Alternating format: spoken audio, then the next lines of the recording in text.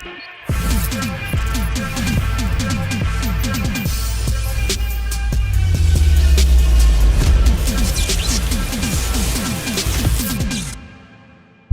if events went differently in Avengers 2012?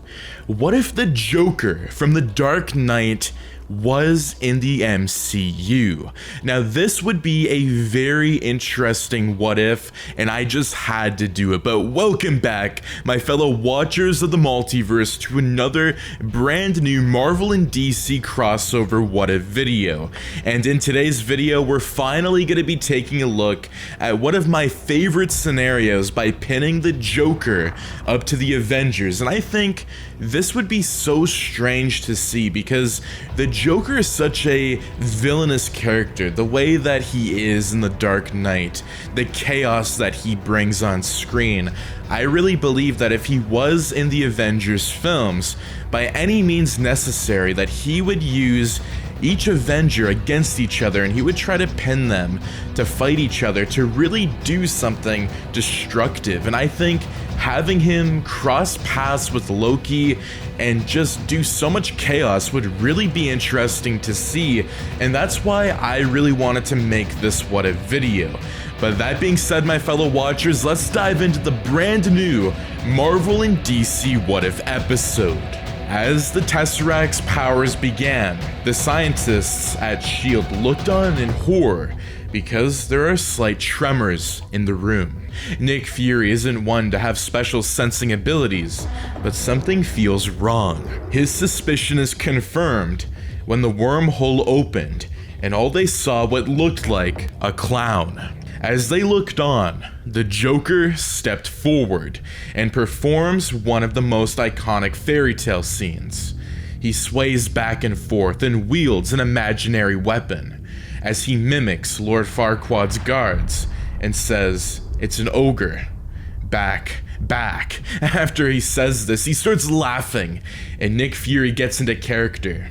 He points at Joker and looks towards the scientists in the room with him. With his iconic look, he says, "Arrest him," also mimicking the fairy tale.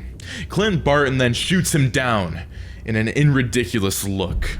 They are both surprised as the Joker throws his hands up, kneels down and surrenders while laughing hard.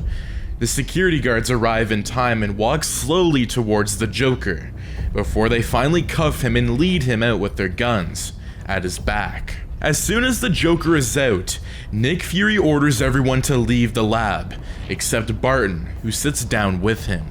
Nick Fury quickly turns off the Tesseract, and Barton asks him what they are going to do with the Joker.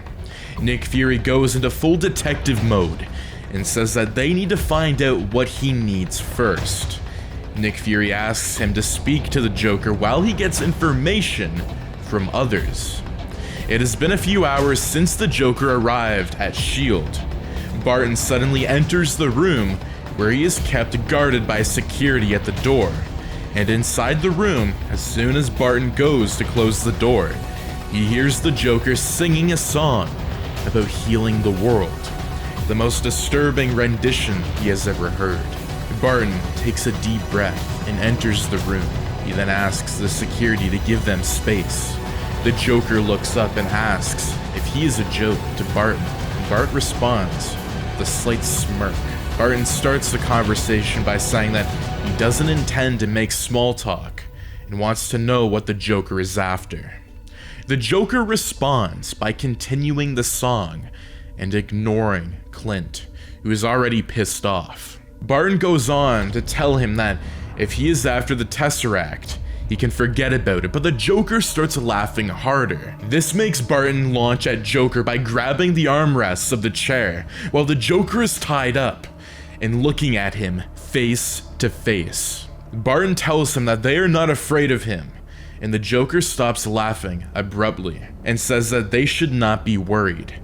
The Joker goes on to say that he came to spread love and heal the world. As soon as he says this, he yanks his hand free from the cuffs and launches one of his joy buzzards at Barton's forehead. In a matter of seconds, Barton falls to the ground and keeps shaking. The Joker takes the cuffs in his hands, bends to reach Barton to the floor and jingles the keys in front of Barton.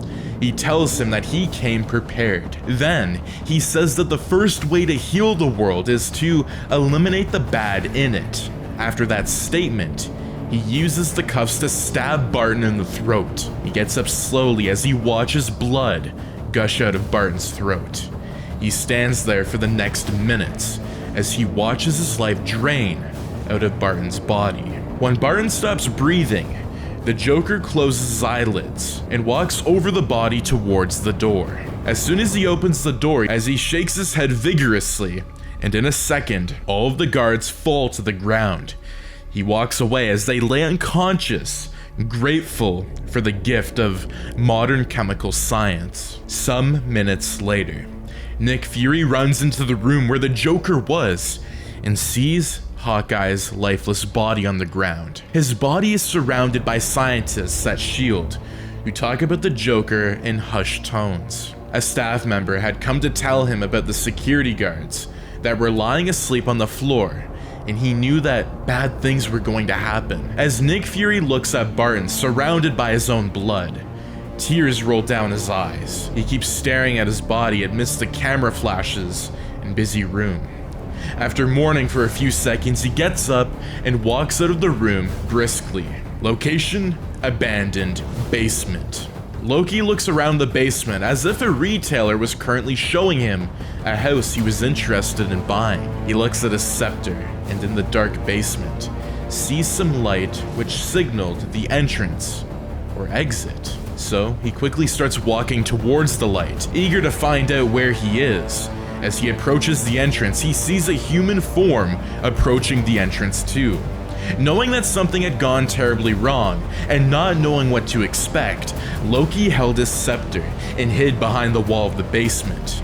Whoever steps in will walk right past him, since the basement had no doors, and there couldn't be very obvious shadows because of how dark it was.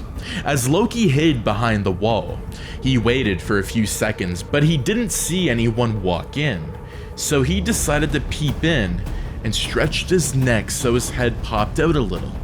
In this position, his right eye could see what's outside. As soon as he does this, he sees the Joker right in front of him, smiling. To defend himself, Loki raises his scepter in his right hand and tries to launch it at the Joker. But the Joker catches his right hand. Both of them wrestle with their arms, Loki trying to get his arm from the Joker's grip, and the Joker trying to protect himself. During this struggle, Loki notices the dried blood on the right hand of the Joker. As they wrestle, the Joker says that he expected Loki to ask important questions, but he didn't know the renowned intelligence man was really dumb. Loki asks him why he is here, and the Joker says that he is here to spread love and heal the world. Loki studies the Joker's face for a few seconds and realizes the timeline must have brought him here. Loki goes on to ask how the Joker knew he was there, and the Joker laughs, releasing his grip from the scepter. Before the Joker answers, Loki says that the Joker made a mistake by letting go. However, the Joker laughs harder and says that Loki has more questions that need answers. The Joker goes on to say that he has been the villain for far too long and has been left out from the heroic group. He continues saying that it is time for him to be the hero and spread joy. Loki responds by saying it seems they both share the same enemy. Loki pauses and adjusts his position, so he stands firmly. He thinks to himself that the timeline has gifted the Joker with some enhancements. Loki then decides with himself that he can't return as a failure and decides to work with the Joker. Loki steps forward and approaches the Joker, who is now sitting on a metallic abandoned chair. He tells the Joker that he has a proposal for him that he might not be able to refuse. When the Joker stares at him and doesn't respond, he goes on to say that they can work together to get the Tesseract. The Joker finally responds by asking what will happen when they get the Tesseract. Loki smiles and stares at him too. For the next few seconds, they stare at each other and burst out laughing. Location: Children's Park. The next morning, the Joker and Loki arrive at Children's Park. The Joker fits in perfectly, and Loki also painted his face to look like a clown. Children ran past them while laughing. Parents were comfortable around them and didn't suspect a thing because they seemed to be in a costume at the theme park. A 5-year-old boy runs towards them with ice cream in his hands and falls directly in front of Loki. The ice cream smears Loki's shoes, and the boy bruises his lower arm a little. He looks up at Loki, who looks really huge, but Loki doesn't apologize to him, so he starts crying. Luckily, his mother finds him and runs to pick him up and dust him off. As he gets up, the Joker touches the blood on his arm with his fingers and tastes it. The Joker then says that he loves the taste of flesh. Terrified and disgusted, the mother carries her son away. Loki and the Joker look at each other, then go in the opposite direction. The Joker heads to the security room, where the cameras were. Just before he enters, he sprays a perfume on his body. It was this sleeping-inducing chemical. Once he enters the room, the scent filled the area, and the staff there fell asleep. As Loki passes by the cameras, he places a scepter on them to disable them. The activities in the park made parents oblivious to what was really going on. When the Joker came out of the security room, he meets the 8-year-old boy again, and they lock eyes. As he walks closer to the boy, who was licking another ice cream cone, he speaks to himself, saying it must be destiny. When he got to the boy, he asks where his mother is, and the boy says he didn't know. The Joker asks him if they could take a walk together, and the boy decides to walk with him. After a few seconds, they get to the center of the park, and the Joker looks around and finds Loki, who gives him an approving nod. As the Joker stands there waiting for the cue, Loki proceeds to aid the next set of children and their parents, sitting on the roller coaster. He tampered with it and waited for it to start. He watches as parents and partners sit together, nervous about the coaster starting. Slowly, the coaster starts moving, and he hears the sounds of excitement. The coaster gains speed, and then, suddenly, it stops. He could hear people asking what happened. After a few seconds, the coaster starts moving rapidly, and people start screaming for help. This gains the attention of people in the park who gathered there to watch what is happening. By now, the gates have been shut, and people start recording the incident with their phones and sharing it on social media.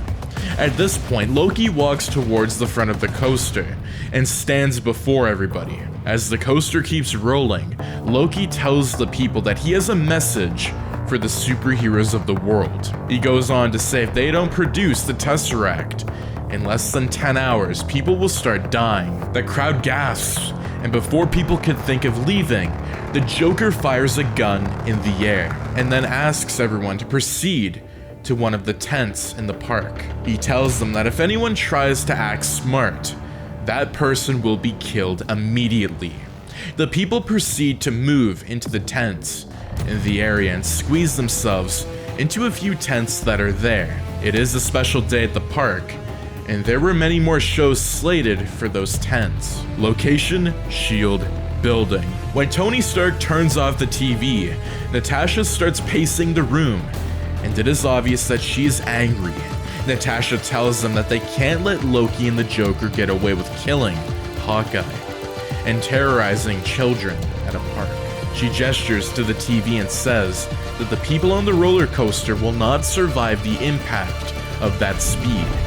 Bruce Banner agrees with her and says that there is nothing to think about.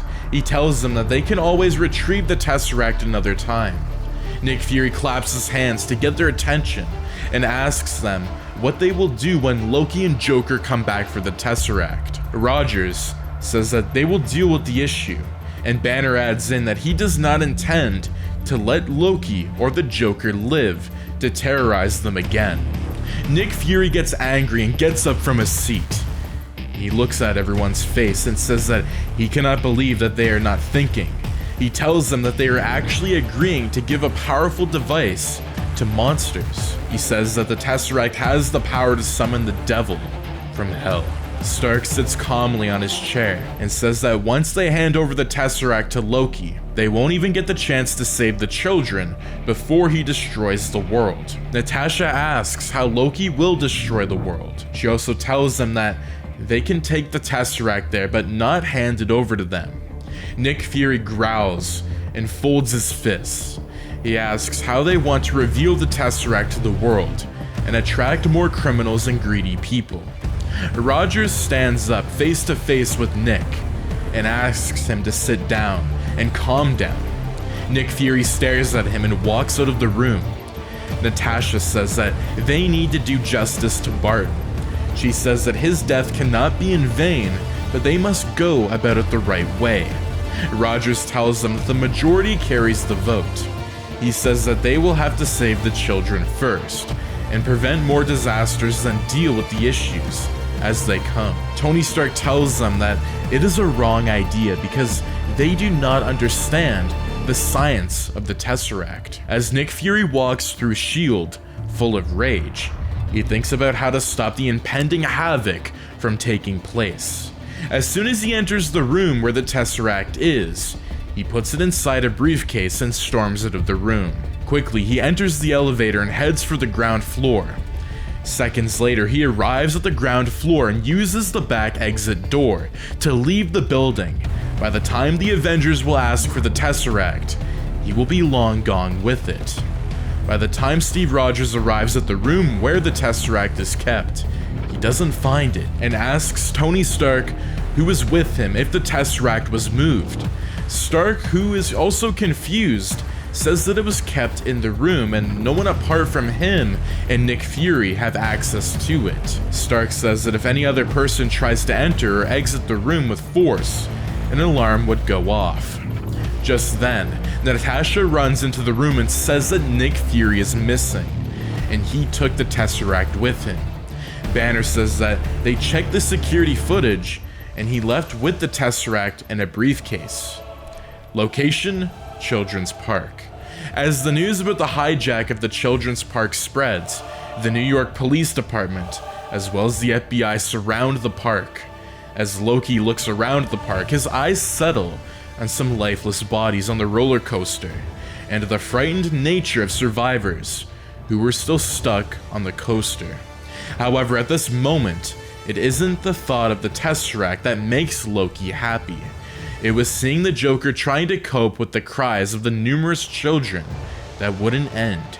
As he watches the Joker move through the children in the first tent, he thinks about how he would get the Tesseract for himself. The wormhole gave the Joker powers that impressed Loki, just like the Joker had warned him that Thor's brother would be arriving soon. A distance away, numerous reporters talk about the hijack, and Loki listens to a reporter from a distance talking about a theory of an alien invasion. At that moment, Thor comes soaring through the sky, as expected, which causes a buzz. The police did not know if they should shoot or hold back, even as the reporters go live with the footage of Thor. This is the beginning of the end of the Avengers, and he could feel it. As soon as Thor lands on the grounds of the Children's Park, Loki goes to meet him, but Thor is not aware that Loki had shapeshifted into the Joker, so Thor thinks he is speaking to the Joker. Thor asks to see Loki, and the Joker points towards one of the tents where the people are gathered. As Thor walks towards the tent, he observes the children whose faces were in their parents' laps, hiding from the terror. The moment he arrives at the entrance of the tent, the Joker comes out to meet him, and he turns back to look at Loki because he is surprised to see the Joker again. Then, Loki shapeshifts back to his real form, and Thor asks him what he is doing. Loki replies by saying that he is his brother's keeper. As soon as Loki says this, the Joker brings on his perfume and sprays it closer to Thor's face. Immediately, Thor falls to the ground and Loki is unimpressed, because Thor couldn't even put up a fight. The Joker removes Thor's weapons, and they drag Thor to one of the tents with other people. As they are dragging Thor to the tent, the Joker starts looking around the area because he has sensed that Nick Fury had moved with the Tesseract. Loki notices his behavior and asks him what the problem is, and the Joker says that Nick Fury is now with the Tesseract and is now escaping with it. Loki panics and touches the Joker's shoulder, asking if he is sure. The Joker goes on to say that he knows how to stop Nick Fury and needs to leave the park. Before Loki responds to him, he snatches Loki's scepter, walks towards the ice cream boy, and takes him away from his mother. The Joker fires his gun in the air and warns that they should give way for him if they don't want the boy to die. On the other hand, Loki is stuck between leaving Thor at the park and going with the Joker, and the fact that the Joker may or may not make it to Nick Fury with the amount of security outside. Loki walks towards the Joker to retrieve his scepter, but the Joker fires continuously at Loki, which makes him temporarily unable to move as he falls to the ground to recover from the effects of the buzzers. Meanwhile, the police at the gate point guns at the Joker, but they don't fire at him because he has the 8-year-old boy who is crying and his mother who keeps begging them at the top of her voice. The Joker spots a car he can use at the gate and proceeds towards it with the boy. With one hand holding the gun to the boy's head, he orders the boy to shatter the glass with the cuffs. At first, the boy hits the window with the cuffs, but it doesn't even scratch the surface. So the Joker takes a risk. He fires at the window for a second and takes the gun back to the boy's head. As soon as he gains entry into the car, he puts the boy in the passenger seat and heads towards the gates of the children's park. He crashes through the gates and drives off into the city. As soon as he drives off, he asks the boy to open the door and run out. The boy is terrified because of the Joker's speed, but the Joker threatens to kill him if he does not obey. So the boy opens the door and falls onto the road. The Joker speeds off, trying to escape the police, and heads for Nick Fury's vehicle on the highway. From his mirror, he sees that the police cars stop directly in front of the boy, who lays unconscious on the road bleeding. Some moments later, he meets up with Nick Fury's vehicle, boarded, and is still followed by the police behind him. He knows that Nick Fury isn't expecting him, so he increases his speed as he approaches Fury's taxi. For the next few seconds, the Joker hits multiple cars till he's on the highway. As soon as it somersaults, the Joker comes out of the stolen car and heads towards Nick Fury, who was still reeling from the collision.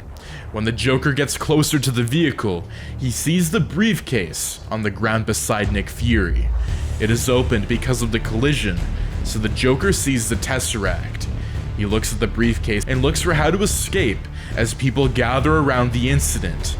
He spots a delivery power bike in traffic, and he brings out his gun, fires in the air, and steals the bike from the owner. Speeding away, he escapes the police who surround Nick Fury's vehicle. Location: rooftop.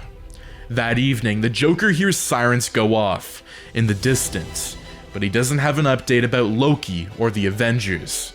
He has a mission, and it is time to fulfill it. He is on top of a high-rise building, far from Times Square, but can see the place visibly from there. He watches people walk around peacefully. Then, he opens the briefcase with the Tesseract and sits on the rooftop.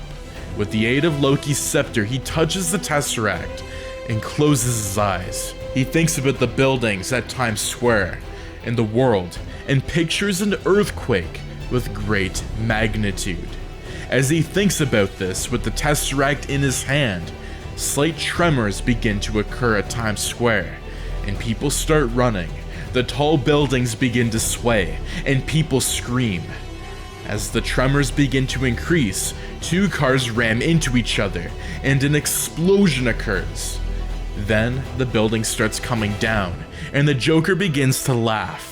He had the Tesseract, the scepter, and the mind to do anything that he wanted to. This was the beginning of World War J. And that is going to be What If the Joker Was in Avengers 2012 Part 1. Now, where do we go from here?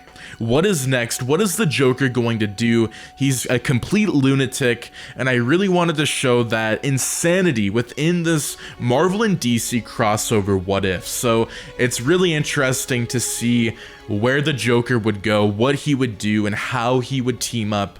It also makes the question, like, where did the Joker come from? Like, why is he in this universe? Why did he come out of the Tesseract from S.H.I.E.L.D.? It really makes you question a lot of different things.